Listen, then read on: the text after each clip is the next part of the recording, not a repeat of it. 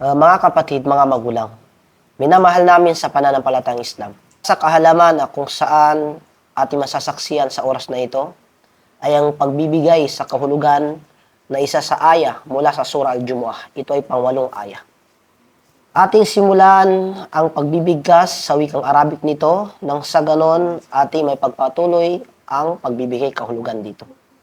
Sinabi ng Allah subhanahu wa ta'ala, A'udhu billahi minasyaitanir rajim. Qul innal mauta alladhi tafirruna minhu fa innahu mulaqikum. Thumma turadduna ila 'alimil ghaibi wasyahada fa yunabbi'ukum bima kuntum ta'malun. Sa pinakamalapit itong kahulugan, mga magulang, mga kapatid.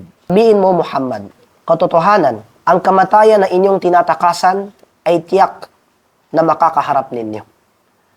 Pagkatapos, kayo ay babalik sa Allah, ang nakakaalam ng mga di nakikita at nakikita. At kanyang ipapabatid sa inyo ang lahat ng inyong mga ginawa. So dito, mga kapatid, sa pananampalataya, ang ibig sabihin, ang pagpapaliwanag dito mula sa pagtatapsir ng ating mga ulama sa kahulugan na ang mga tao ay tumatakbo mula sa kamatayan, ngunit kanila pala itong nakakasalubong. Sabi dito mula sa aklat, sa Tafsir Al-Muyassar, ang salita daw na kul, ang inutusan dito ang kinakausap, ang propeta Muhammad sallallahu alaihi wasallam. Sabihin mo, Muhammad.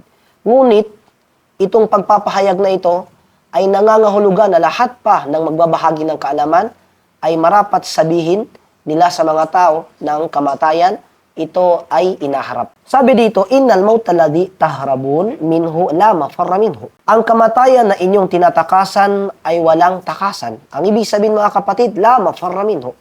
Hindi makakatakbo ang tao, hindi makakatakas mula sa kamatayan. Fa innahu atin ilaykum inda maji'i ajalikum. Sapagkat ito ay darating sa inyo sa oras na itinakda para sa inyo. Kaya kahit anong gagawin natin, mga kapatid, hindi may urong o may atras ang kamatayan kung ito talaga ay dadating kung ano ang itinakda ng Allah SWT sa buhay ng tao dito sa mundo. Summa turja'una yawmal ba'thi ila Allah. Pagkatapos, kayo ay ibabalik sa araw ng muling pagkabuhay sa harapan ng Allah SWT. Al-alimu bima gaba wa ma hadara.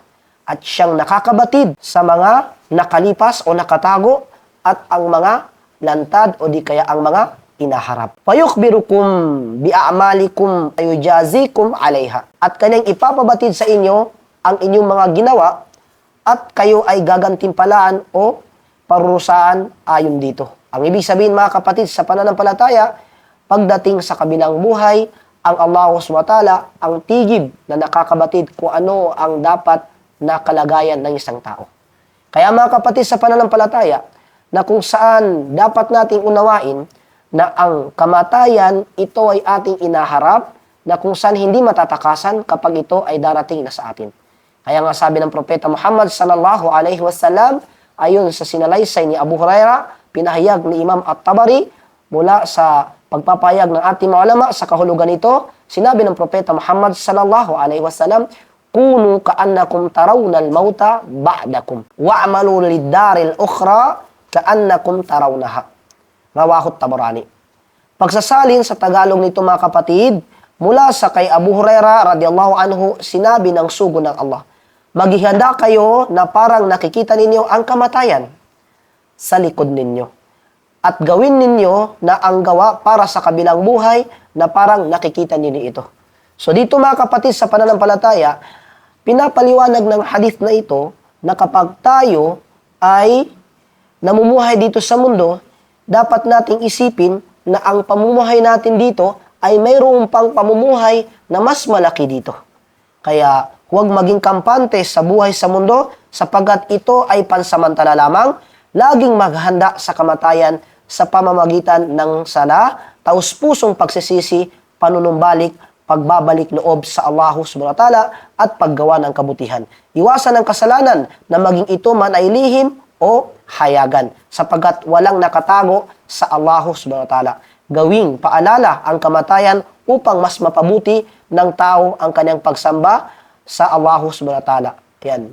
Halimbawa, sa tunay na pahayag ng aya na ito.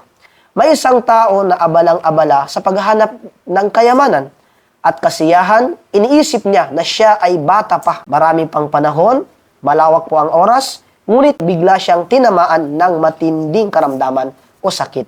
Noon niya naunawaan ng kamatayan ay hindi pumipili ng edad, estado o katayuhan sa buhay ng tao.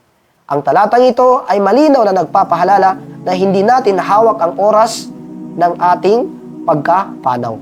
Kaya habang may pagkakataon pa, ayusin natin ang ating relasyon sa Allah SWT, ituwid ang ating pamumuhay at mag-impok ng mabubuting gawa para sa kabilang buhay, doon sa akhirah natin, abuting gawa para sa kabilang buhay. Kaya mga kapatid sa pananampalataya, sa aya na ito, naunawaan natin na pinakapunto nito ng ating buhay, hindi natin hawak sapagkat ang Allah SWT ang pumipili kung saan niya naisin kunin ito.